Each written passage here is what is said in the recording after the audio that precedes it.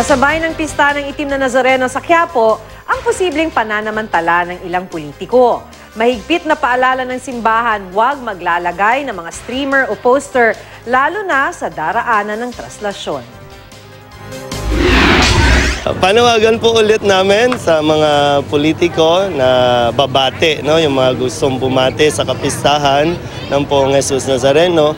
Huwag po natin masyado itong ipangalandakan o pakiusap po, huwag po kayong maglagay ng streamers o mga posters ninyo ng pagbati sa mismong daraanan ng prosesyon. Inuulit ng simbahan ng apelang ito dahil ang ilan sa nakasabit na streamer tulad nitong nasa Villalobos Street, pwede raw ikapahamak ng mga deboto.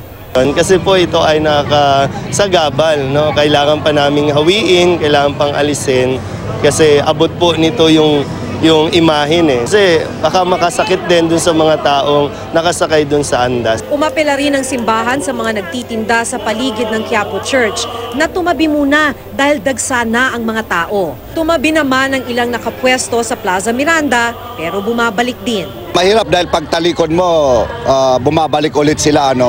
Kailangan mong bantayan talaga. Pero di nila tinantanan ang mga pwestong nagbebenta ng mga imahen sa gilid ng Quiapo Church.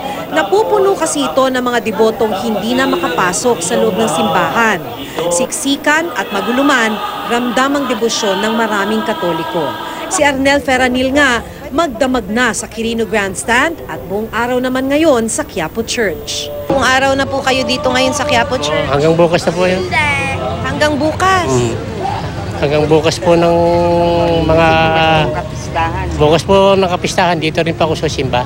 Sa Plaza Miranda Police Station, wala pa naman daw nare-report na biktima ng petty crime tulad ng pandurukot.